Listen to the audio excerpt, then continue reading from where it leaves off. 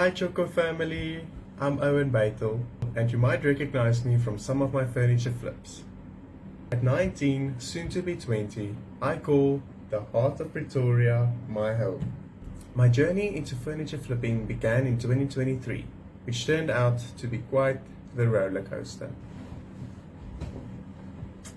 Initially studying biological sciences with dreams of entering dentistry, I quickly realized by the end of the first semester that wasn't for me. Taking a leap of faith, I terminated my studies, and that's where my furniture flipping journey started. I purchased my first piece of furniture off Facebook Marketplace, and when it sold so quickly, I was absolutely amazed. Terminating my studies was no small decision, and I won't lie, I had my worries. However, my hope for the future lies not in myself, but in God. Placing my absolute trust in Him, I'm so grateful for how He took care of me during this uncertain time of my life. And by my fourth furniture flip, Tjhoko reached out to my mother, and this exciting news came while my girlfriend and I were driving home from Hatfield. Becoming one of their ambassadors was a dream come true, and I still to this day cannot believe that this is reality. I've been using Tjhoko since around 2019, and once I tried it, there was just no going back to any other chalk paint. I definitely have experimented with a few, but none compared to Tjhoko. Over the past 6 months, I've been working, restoring furniture, and building a client base. It's beyond anything I could have ever imagined, and I'm truly grateful for Tjhoko for this incredible opportunity. In 2024, I plan to return to studying, pursuing my dream job as an interior designer at Inkscape. Hopefully, being able to keep up with flipping furniture and doing at least 2 to 3 projects per month. So yes, this definitely won't be the last time that you'll be seeing me and my furniture flips.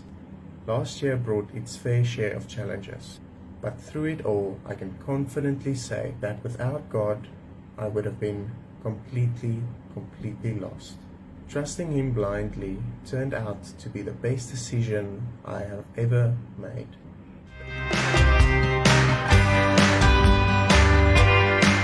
Transforming a piece is more than just a 1-minute magic trick, and I want to share the nitty-gritty details with you. So, let's kick things off by revisiting my very first client, and believe me when I say, I had no clue what I was getting myself into.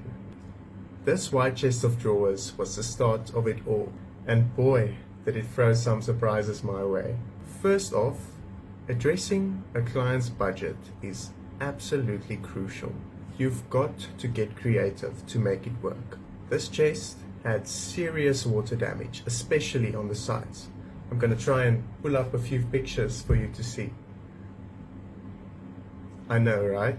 My go-to for irreparable chipboard is to seamlessly cover it up.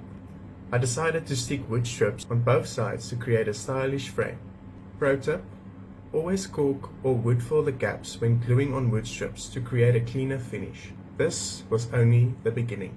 Thick enamel paint coated the piece entirely, making sanding alone ineffective. Enter paint stripper. A bit time consuming, but a game changer. Now, onto the wood bore eggs and holes. Sometimes you don't spot all the issues until you strip it down. Cue the doom and wood bore powder to cover every entire centimeter, followed by a meticulous vacuuming session. The base had its own sets of challenges, with hollow parts that needed a lot of wood filler. Layer by layer, patiently letting each one dry and then sanding it down and shaping it to perfection. Some problems, unfortunately, almost got the best of me, but keeping my cool and taking short breaks for a fresh perspective was the key. In the end, my client was beyond happy, and seeing her smile made every challenge worth it. Now, that's just the first project. Stay tuned for the second and third videos, where I'll dive into even more behind the scenes magic.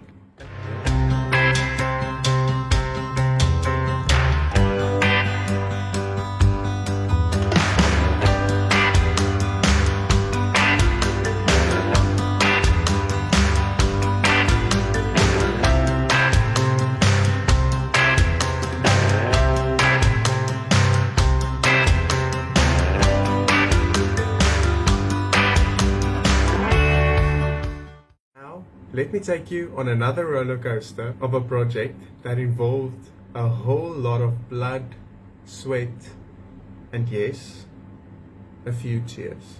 I thought tackling this client's project would be a breeze.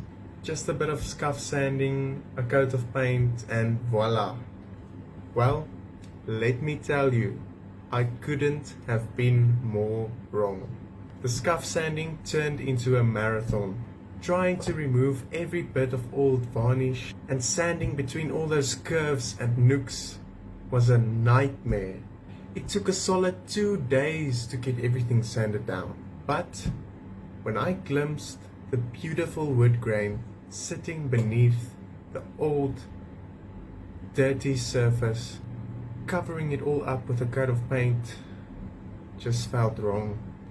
Silly me decided to show off some raw wood on the armrests, adding a few extra hours of prep work. Finally, I thought, it's time to start spraying and everything will be smooth sailing.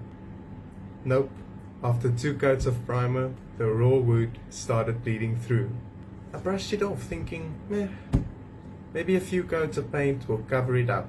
3 coats later, things were looking solid, and I breathed a sigh of relief until I started sealing. As soon as the sealer went on, my hard work seemed to vanish, and wood stains began to bleed through around every corner. And just to remind you, this was not just 1 chair, it was 5, and weeks of hard work down the drain. Pro tip, always, and I mean always, seal first. Then apply the primer, the paint, and seal again. Please learn from my mistake and save yourself the trouble. Unfortunately, I thought I fixed all my mistakes, but when the client received back her chairs, after a while, some more places began to bleed through. I got a few photos.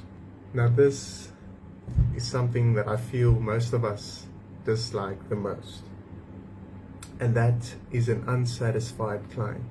But I couldn't get it let the best of me. In the near future, I'll be going back to my client and fixing every single mistake that I made. This happens, you guys. People make mistakes. Sometimes things get overlooked, and all you can do about it is just apologize and try and fix it as best as you can.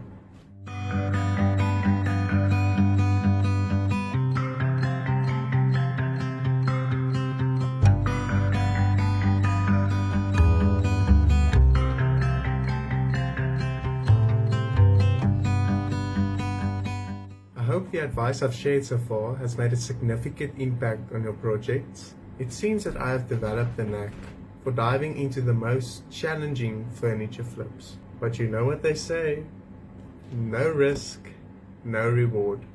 This particular client of mine purchased my most successful piece, which garnered over 100,000 views.